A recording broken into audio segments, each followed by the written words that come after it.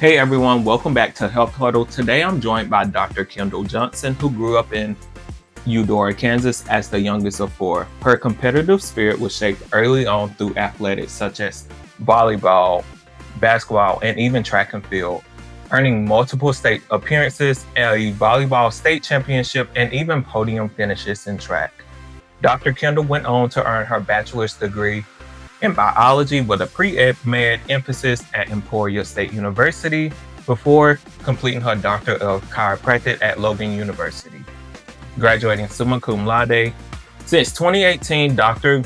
Kendall has been cutting edge in the field, such as dry needling, active release techniques, Gaston techniques, DNS rehabilitation, and even gait analysis.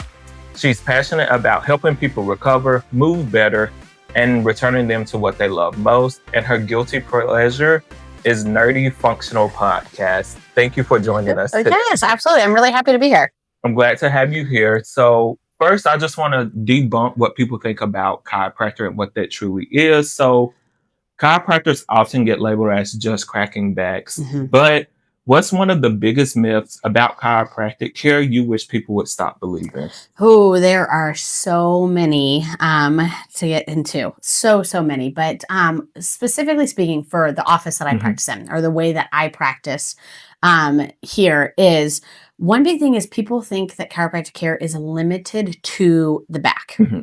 There's nothing else outside it. It's all back care. And unfortunately, that's such a big misnomer because chiropractic care is to the musculoskeletal system, being muscles, tendons, ligaments, even nerves included in joints, just like a cardiologist is to a heart. So it's so much more encompassing, our foot, muscles, tendons, joints, right? Our shoulders, all the movements and mechanics. So we treat such a wide variety. So I think a huge thing is people's like, you only treat back pain. You can't help with a lot of other things. And then the other big one that kind of follows that, specifically in our office also, the way that we treat is there's only adjustments or manipulations. People call it manipulations, spinal adjustments. That's the only way or the only thing chiropractors do to treat. So in our office particularly, yes, we do manipulations when needed. And the whole point of an adjustment really is a joint has a specific movement. It's supposed to move a certain way, whether it's a hinge joint, whether I've got rotation, I have pivoting, all these things. And if a joint isn't moving, our job is to say, okay, it's not moving. Why is it not moving the way it's supposed to mechanically? And how can we help it? Exactly. So traditionally, chiropractic care is that joint is not moving. I'm going to put a force into that joint so the joint mechanics start moving better. And science-wise, what we call proprioception of the joint, where it is in space, all the things is better. It feeds the nervous system, and that's it. We find if I have a joint restriction, is it the soft tissue that is restricting the joint?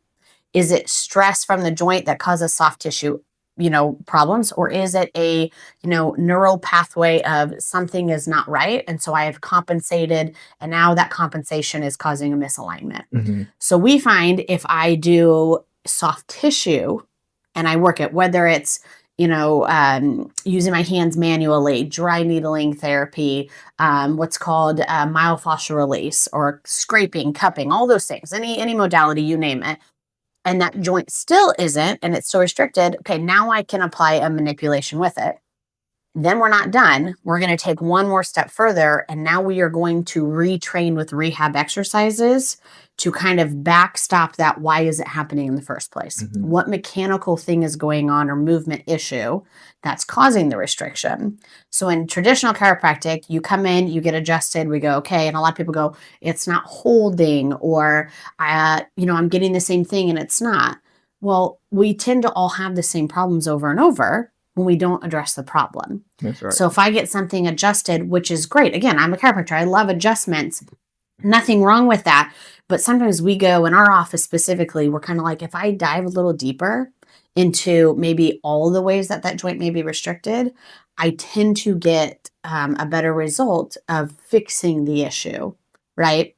Instead of just saying, okay, we're running into the same door over and over and coming in. So specifically as a myth, I know I kind of trailed off there, but is chiropractic really is more than just back care.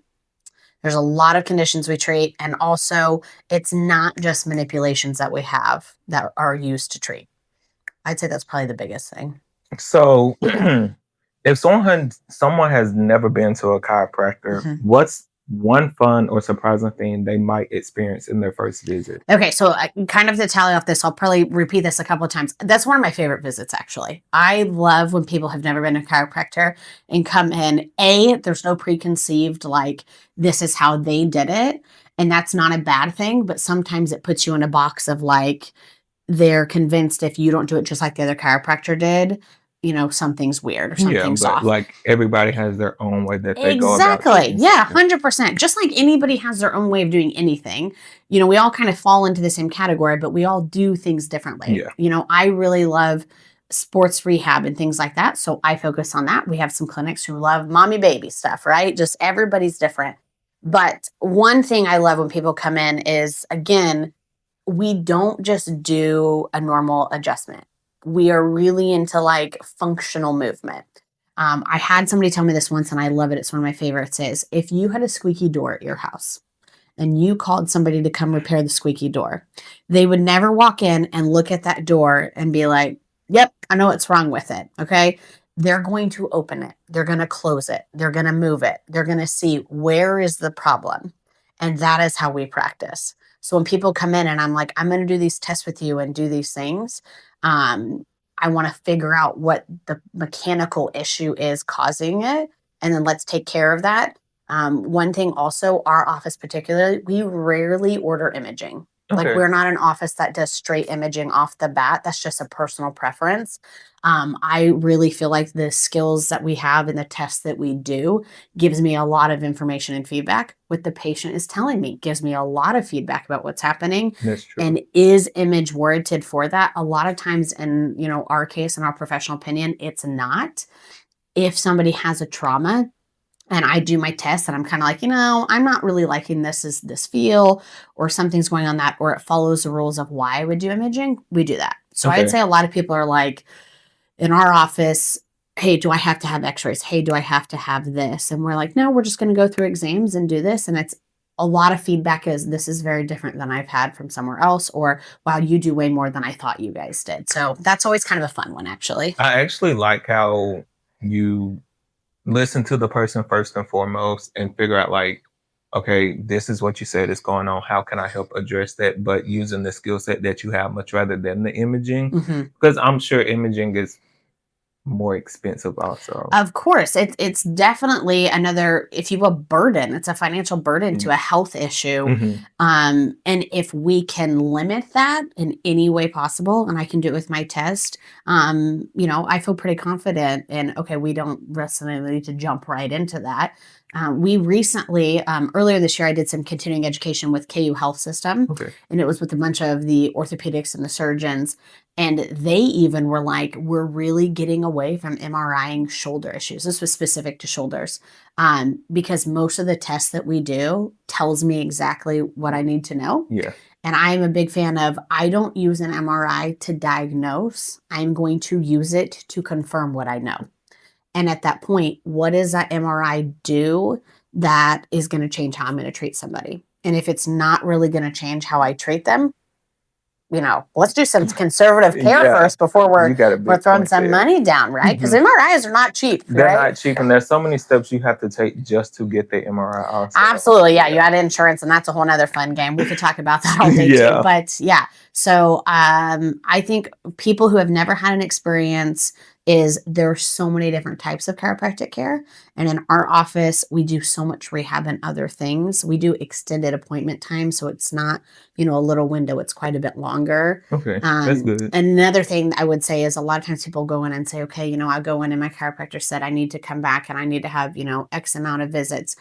Our plan is we attack it kind of so aggressively with all three of rehab and manipulations and soft tissue is we have much shorter care plans. So typically, how long is your care plan? So it kind of depends on what's going on. So let's say we have like an acute low back pain, and disc pain is probably what we see more than anything. So if I have somebody that's disc pain and they're like, I can't move, I can't, we're bent over, we've had some people literally crawl into the office before. Oh, wow. If we're having something like that and it's really acute, it may take, twice a week for 3 to 4 weeks. So we're talking, 6 to 8 visits. We have some people who it's that bad and all of a sudden we'll do the care. It's so acute. Their body is responding. It's not super over inundated with inflammation and they respond a lot faster. Everyone's a little different. Yeah. And so we really do try to tailor our plan specific to what that person is showing us. And then, 2, 3 visits in, if they're like, hey, I'm really bad, I may say, hey, okay, maybe we don't need all those ones. Or if we're lagging a little bit or it's a little worse, maybe need more. Part of that also is some people don't like this part. Our office is very big. All 3 of us physicians here is big. I want you to participate in your care. And that is really important with not just being out of pain. That's always important. Being out of pain is number 1 goal, but really it's why is the pain happening in the first place? So if you participate in your care and we do the rehab that we ask and we're doing it, you can spend 20 minutes in my office and feel really good for 20 minutes. But as soon as you leave, what are you doing when you're not here? So that might actually be aggravating. Yeah. And a lot of us, I would tell you 90% of upwards is it's not the big things we do wrong. It's the tiny, small things that add up. I like to sit on my couch next to the armoire on the right side, because my family sits on the other, whatever. And I sit like this and I watch TV and I get up and I'm like, gosh, that hurts. And we think, well, I didn't do anything. Well, it's how you were sitting and how long you were sitting. Absolutely. Yeah. Little things like that tend to help. So when we can make people more aware of those things and we're making them a part of their care, they feel better faster. They feel more validated because they're like, the things that are bothering me, I'm becoming more aware. I didn't even realize how many times I did that. And just outcomes are so much better. So we do hold our patients to kind of a standard of, that's good, I need you to participate out of here. It's not just what happens here. That's a big one. So can you tell us one time where a patient came in skeptical but left shocked by their results? Yes. And that does happen pretty often. Oh, I'm sure. In all honesty, that's probably a better question for our front desk staff because, when you're in pain, you don't feel good. True. We're a little short with people. We're a little grouchy sometimes, and we'll have patients come in and, our front desk will be like, whoa, they do not feel good today. And, we'll have our appointments, they'll leave and walk out and they'll be like, they are so pleasant. And when they first came in, they were not very pleasant. And so they probably see it more than we do. But one particular, I remember having, this one just really sticks in my head. We work really closely with the MD and DO population in town. So we get a lot of medical referrals. I like that you have that network. We really do. One of the things I've told my students is just whatever career path, make sure you have that professional network to where they can refer people to you or you refer them to them because it's a circle. Like somebody needs something. 100%. And we are not the answer for everything by any means. And I need to know where I need to send that person next. I can't just say, hey, I'm really sorry. That's not a musculoskeletal problem. Like, good luck. I have to be like, hey, I really think this is who you need to see. Yeah. And so we have a really good network. Even within kind of a smaller Lawrence community, we're very lucky. We have very good referrals here. So I had a doctor refer a patient, and the patient called and was talking to our front desk and was like, listen, I don't want to come.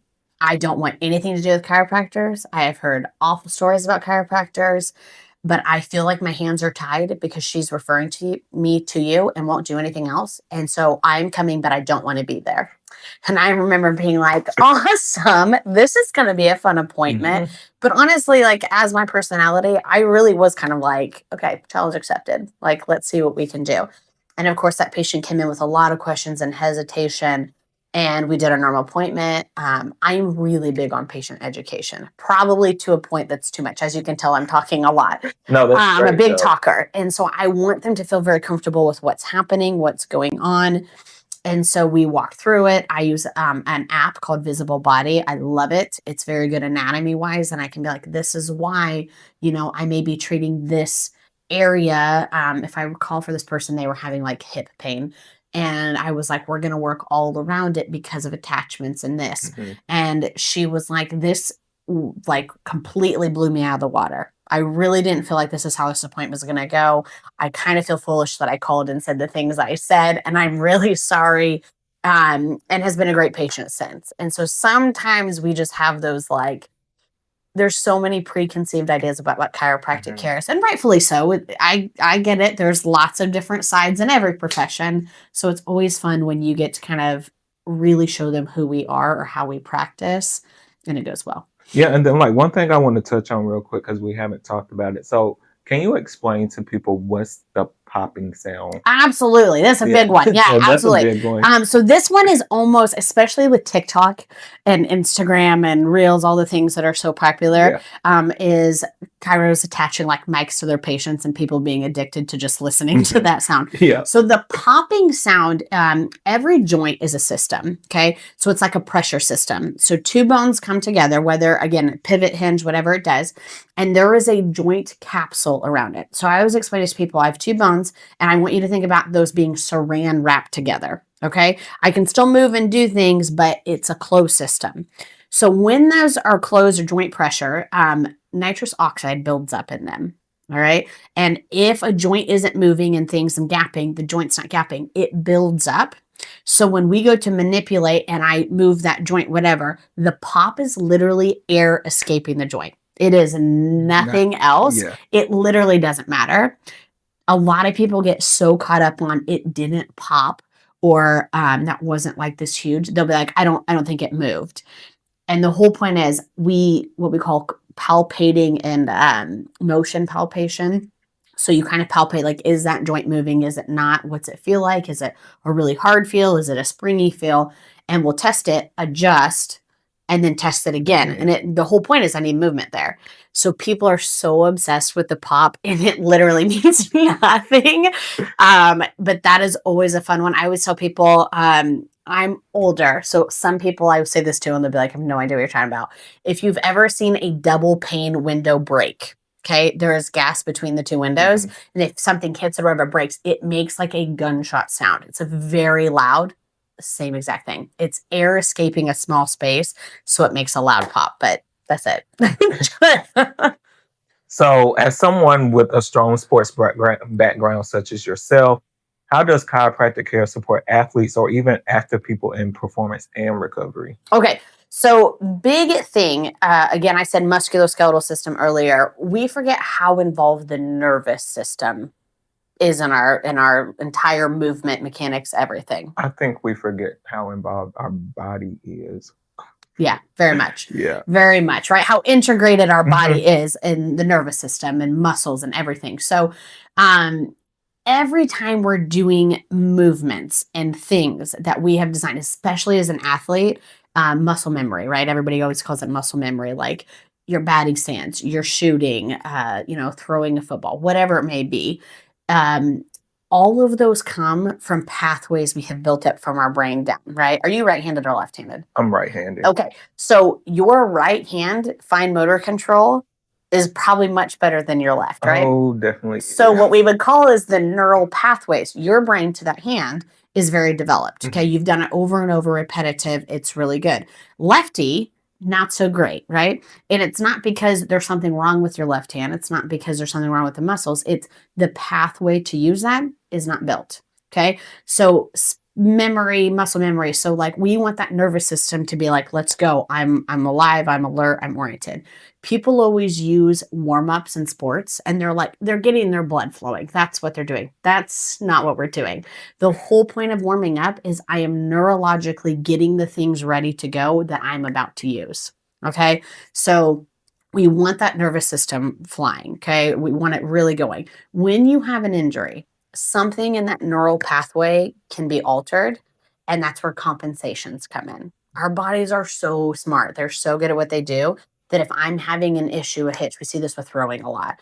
I'm going to throw something, I have it, my shoulder hurts a little bit. Now I'm going to change how I do it. Yeah. So I'm going to compensate, which is okay for a short period of time.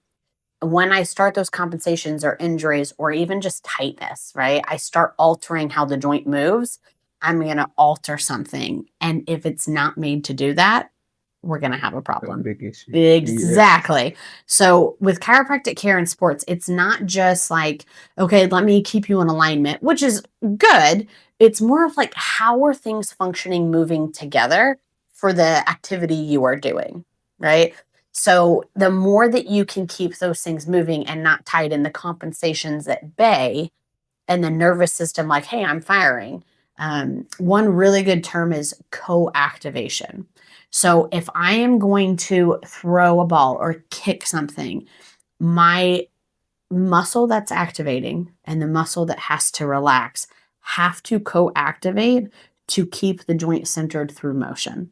So if I am going to do a bicep curl, my bicep has to activate and my tricep has to lengthen, eccentric length, right? If those don't work together, I'm going to have a problem.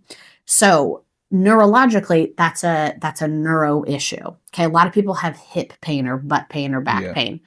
My glutes, if I'm going to hip flex, have to eccentrically lengthen while my hip flexor shortens. Okay, well, a lot of us sit during the day and we get up and then they're like, my glutes don't fire. That's a big one we hear all the time, right? It's not so much like, oh, your glutes are weak. It's compared to your hip flexor, they're not co-activating properly. And I can adjust and manipulate that joint. But if I don't address this length problem versus shorten problem, we're going to have the same problem. So compensations and taking care of those and treating the people and being like, okay, you're neurologically firing the way you're supposed to for the act you're doing. That is a huge deal. It's even if you're not having pain, it's noticing like, hey, I noticed when you were running or you were doing this, there was something weird going on there. And sometimes people don't even realize they're doing it.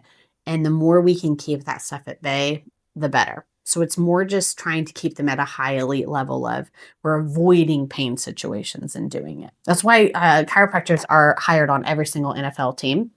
I have to be honest, I don't know that as much as like NBA, things like that.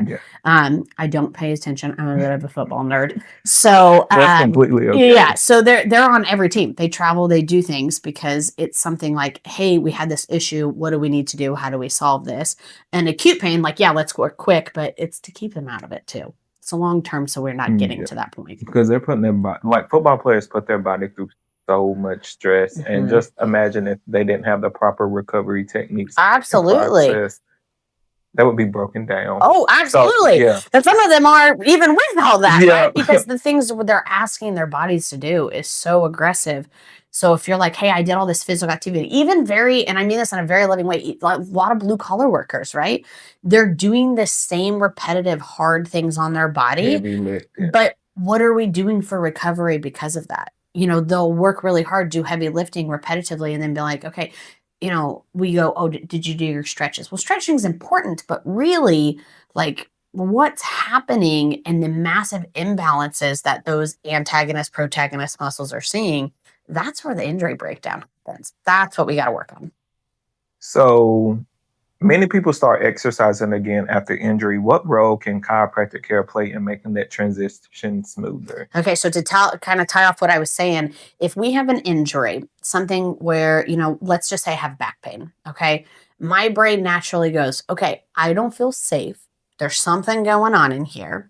So I am going to turn some things on. I'm going to turn some things off. And then, you'll notice people are walking and they're like leaning sideways. They're not doing it on purpose. It's because literally their brain is like, this is the most comfortable position. Do that. So we have to let those compensations happen. But if we can get things neurologically better balanced, it's much better. A really good example of this is like a young kid who has, let's say, a shoulder issue, throwing. Okay, that's a really big topic right now because all kinds of things are happening there from really early ages. And their arm strength and, they've got elbow pain because of throwing, okay? Because the way they're coming around is bothering their elbow. And they have surgery or whatever the case is, and they rehab it. And all they do is shoulder rehab, right? And then you go, okay, you're a pitcher. When you come back and you do this, like you feel fine, okay? But then I have them stand single-legged on their left leg. And you may be like, that is why? Who cares about that, right? And they stand on that leg and they are so all over the place and unbalanced. Okay, if I'm going to throw a ball and I'm going to contact the ground with this leg to come out, my power moves up that chain. And if I don't have a steady foundation, I'm going to pay for it here, right?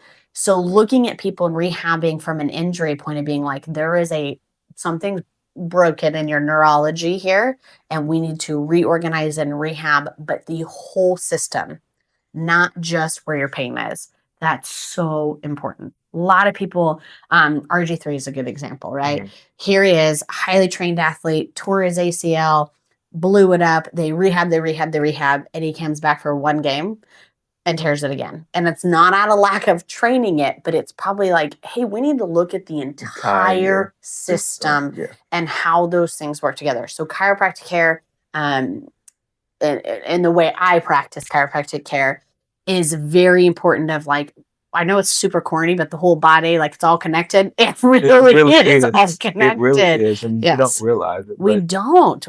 We don't pay attention to it. And a lot of people just don't know, and that's not a bad thing. It's second nature for me to be like, oh, of course that's what it is. And a lot of people are like, I a lot of don't people don't know. know anything about their Yeah, so bodies. like it's the education piece to it as well. Like Absolutely. we know all the muscles and how they connect, but someone else doesn't, and they don't understand that. Like over time, if I'm sitting like this or I'm leaning back, your body is letting you know, hey, something isn't right. Yeah, absolutely. Yeah. Those aches and pains we have that we all ignore because we're Mhm. just like, well, it's fine. I sat there for too long, whatever. Those are little warning signs that our body's like, hey, I don't like that. We should It's probably the stop. it's your check engine light in your car. Exactly. Yeah. 100%. That is it telling you like, hey, something's not quite right. And a lot of us can't afford to pay attention to that check engine light, right? A lot of Yeah. us are like, nope, I don't have time for that right now. I can't, I take the time for that. So when we can kind of be like, hey, this really is something we should pay attention to. Now, I don't mean be like, oh, I'm so worried about every pain I have, because we all have pains at some point. But if there is a thing that's consistently happening, it's more of a warning like, hey, I think something's going on here. Let's figure that out. And we probably need to pay a little more Yeah. attention to it. So, from your perspective, how can someone combine chiropractic care with strength training or even corrective exercise for best long-term results? Awesome. Very, very good question. So, we are really big on strength training, really big. Actually, we have quite a circle, if you will, of strength training and conditioning people in town that we work really closely with. All of us are big into working out, exercise, a lot for mental health too. Yes, same for me. Yes, Yeah. I need that personally, but also because we do manipulations and the rehab, or move a lot, I need strength training. So how can I do that for my job where I move and I don't make that a really, known thing for a lot of people? So strength training in particularly, example, a lot of people have hamstring tightness and they'll be like, my hamstrings are so tight. So what do we do for them? Well, I stretch them. Okay. Is it better? And they'll be like, well, no, it's just always tight. Doesn't matter what I do, or I've never been able to touch my toes, whatever the case is. So we're so into stretching, but we don't realize, what if that tightness is because that muscle, like a rubber band, is too stretched out and it can't contract anymore, lengthening because it's at its max. And you're like, well, I keep stretching it and stretching. Well, if I have a rubber band and I keep stretching it, right? It's at its limits. It's at its limits. It can't do what it needs. But when I strength train that and I bring that muscle contracted shorter and I add the strength, all of a sudden you're like, hey, my hamstrings aren't tight anymore. What the heck? And it's kind of this, we'll talk to patients and it's like this aha moment where they'll be like, I've been stretching my hamstrings every day for years and nothing's better. And we're like, thought, strengthen them. Let's try that instead. And it is like unbelievable how many people are like, oh my gosh, that actually like worked. So strength is so important to rehab. Really is. Like so important. That is why we're so big into rehab. And rehab isn't just, like, okay, let's do a little external rotation, let's do a little quad stretch. It's literally like, we've got a dysfunction and we need that co-activation. So how can we rehab you specifically into fixing that problem? And strength is like number one answer every time. And a lot of people don't love that because that means they have to be participating factors. Yeah, you have to lift the weight. Yeah, we're really big on, again, we have quite a few trainers here in town. Kids in particular, they're growing, they're going through these things. Younger kids are playing sports way faster and at a really competitive rate now. And a lot of them actually don't have the, not only, coordination, if you will, for lack of a better term, that neural pathway we talked about. They don't have that coordination, but they don't have the physical strength around their joints to support them. You know, we all did tummy time as kids. Yeah. The whole point of tummy time is so we learn to have spinal control so we can be upright, right? Well, we live in a society that we do this all day, long. right? All of us do. And eating and driving and talking to your kids, holding your kids, you know, phones, all the things. We all live in this. How many of us do tummy time on a regular basis to make up for it? Nope. None of us do, right? So Right. we aren't doing anything to just combat what our daily lives do. What if we did stuff to not only combat, but we strengthened in the opposite direction? So we did that, and now all of a sudden you're like, hey, not only is my posture better, but my neck feels better, my upper back feels better because I've strengthened those muscles around. So strength is like number one answer. Always, always rehab and strength. So what I'm hearing is that strength is key, and not to be afraid of it. It's just something that helps your body in like longevity, and just understanding that Absolutely. as you age, obviously muscles start to decrease, but Yeah. building that back up, because again, we do so much to our bodies during a normal day that, hey, how am I going to help aid it back in its recovery? Yeah. And So, a big question we always get is, okay, you gave me these exercises. I'm out of pain. Great. You gave me these exercises. How long do I have to keep doing them? And our answer is always, okay, well, being out of pain is wonderful. We love that. But if what you are doing on a daily basis, okay, and I don't mean like football players and people who are being like, I'm talking our everyday normal population, right? If you are doing things that's putting that into strain, the exercises that we give are just to combat what you were doing on a daily. So if you're like, hey, when can I stop doing these? And we stop doing them, and you're like, hey, my pain's coming back. Well, we're again getting that massive imbalance. yeah. So those exercises are more meant to be like, these are just to hold off what we're kind of doing. And then strength training and lifting and training your body to tolerate the things we put it through works a lot better. Number one, big answer. So obviously you talk about back pain a lot, and it's one of the leading reasons people miss work. From a public health standpoint, how can chiropractic care help reduce that burden? Oh man, this is a big one. Again, like I said, we have a lot of disc issues.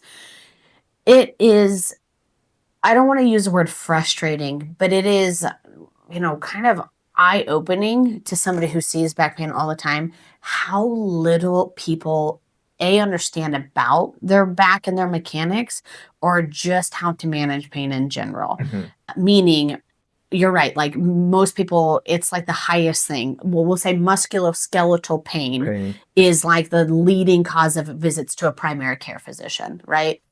And like we'll have people come in and we'll start to do our rehab, and they'll just be like, why has nobody ever explained it like this?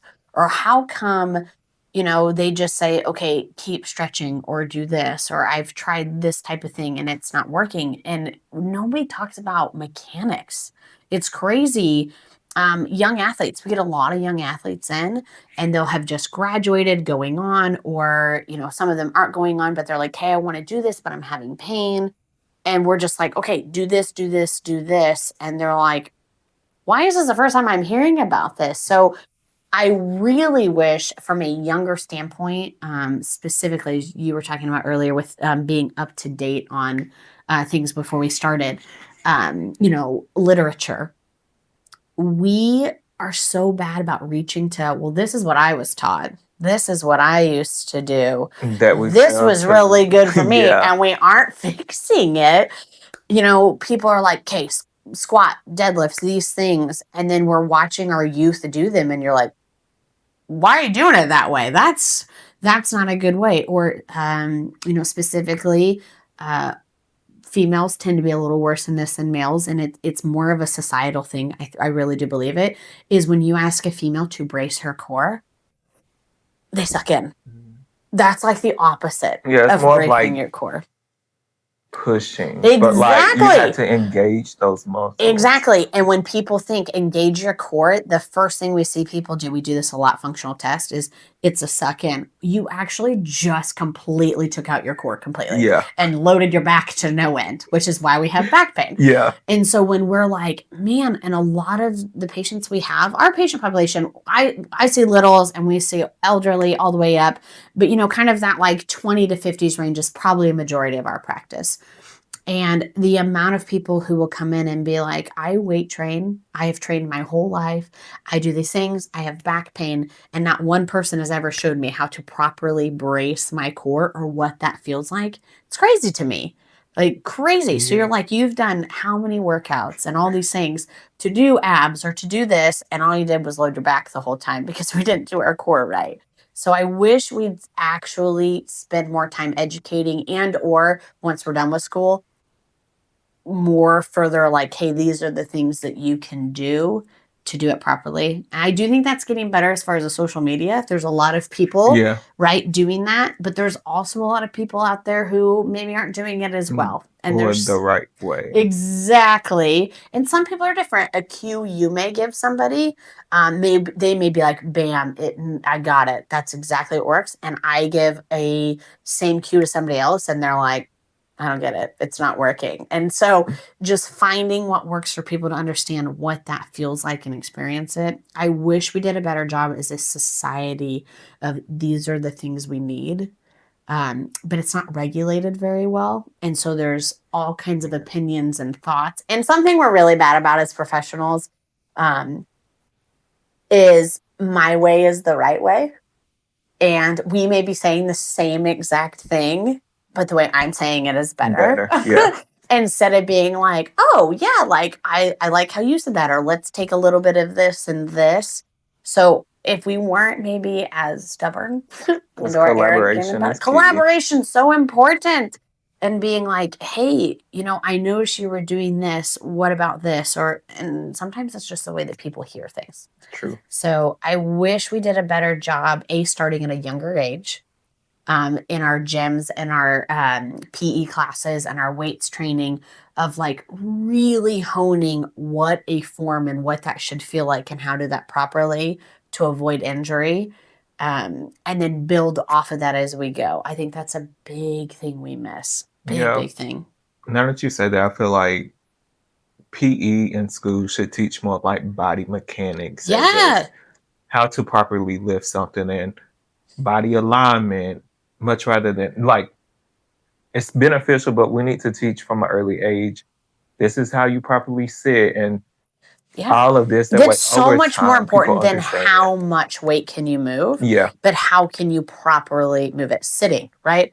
Oh my gosh. And again, in today's time, not to berate the times, like texting and all these things, like how much of our kids are doing this, and they're coming in and they'll talk to me and they're like this. I'm like, doesn't that hurt to sit like that? And if I have them do an exercise in this position, they're so uncomfortable. And it's like, we aren't addressing, we'll say like, or your parents will say, you have really bad posture, sit up straight. But well, that means nothing. What does that mean? Exactly. And it's crazy how we're just kind of like, also, we're not made to sit all day. So you have kids in schools like sitting all day long, right? I have kids that are in school and that is what it is. And you try to combat it again. You try to combat what are we doing all day. But the movements and things we're doing, like we're just kind of like, oh yeah, it's the same thing we did 50 years ago. We have so much more knowledge now, but we're not utilizing it. Like one thing, obviously it's expensive, but now like standing desks. But if you have students that are in school all day long, that might be beneficial. Or just having a session where like every 10 minutes on top of the hour, we're standing up or something just to changing get that position. Yeah, changing that position. Yeah, absolutely. We always used to joke in chiropractic school. It was always so funny. In chiropractic school where I went, you did not actually move rooms. Your teacher moved. So based on where you were in school, you were in your classroom for hours. And we would all, of course, try to get up and move. But where it was like, this is how education works. We all have to sit, we have to learn, we have to do these things. But here we are as people who are going to help people with back pain, and none of us have ever had back pain until we went to school and sat down. So maybe some of that stuff will change. Standing desks are great, but also standing all day and sitting all day. It's the change of Change. position we need.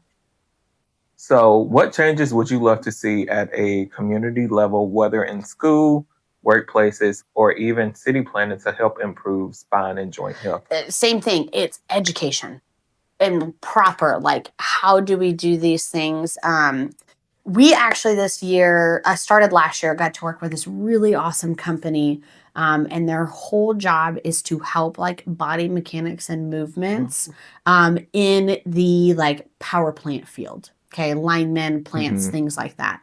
Um, and it was really kind of cool to see from a personal level as far as the things that they are teaching them are the things that we are every day teaching our patients. And it just kind of helped build that, like, okay, this is what we're working on, this is what we're doing. So if we could get more things like that out there, the better we'd be. So again, schools, like really sitting down with those educators and being like, okay, this is what we need to look for. This is what we're looking for. You know, maybe you're a brand new teacher out and we've had all the kinetic like training and all these things, but we haven't tied it together with experience yet, or vice versa. You know, we've got all this experience, and I used to think behind the head lat pulls was a really good idea. And now we're like, maybe not. Like, Yeah, we have to be open to changing our minds and not being so set on what I know is what I know, period. because the world is always changing, and so is research. Oh, yeah, 100%. Again, I told you I'm a bit of a functional nerd. I love getting on things and being like, that is a really interesting take. You know, how can we implement that? Or what does that mean? Or wow, that really kind of contradicts what I thought that was. I probably need to look into that. Yeah. And I really wish more of us were open-minded like that. And even from a general health, like even nutrition, right? A lot of people are like, look, food pyramid. That's what I know. That's what we should go with. And I'm always like, oh, we need some more work on that.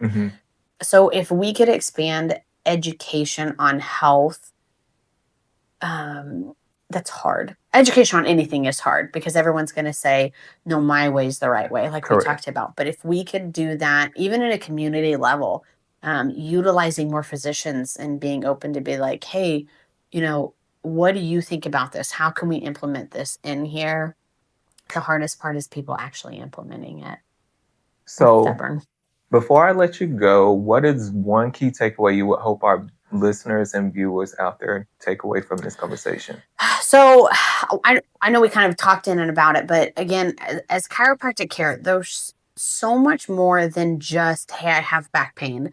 You know, chiropractic care, we do headaches, we do extremity problems, shoulders, knees, uh, functional movement things. And I wish that more people would look more at a conservative care as far as chiropractic care and how it can help those. Because a lot of that stuff, when caught early, you know, so many studies are out there about how conservative care, PT, chiropractic, you know, all those things, how it actually cuts down the cost of healthcare because we're doing the conservative care before we're going into like surgeries. And if we need them, like, thank goodness we have professionals who do like acute care things. We need it. It's so important. But the musculoskeletal system, you move with it every day. You live in your body. You have to take care of your body. So the more you can do self-care for yourself musculoskeletally and kind of maintain and do things, I mean, I think as a society, we would be so much healthier. So to take away, chiropractic care is so much more than back pain. It's not just about manipulations, and there's lots of different methods and ways that you actually can be treated to help musculoskeletal pain, not just, you know, injections or surgeries or I'm a lost cause, I can't help. If it's hurting, there is something we can do about it. And finding somebody to help you do that is really important.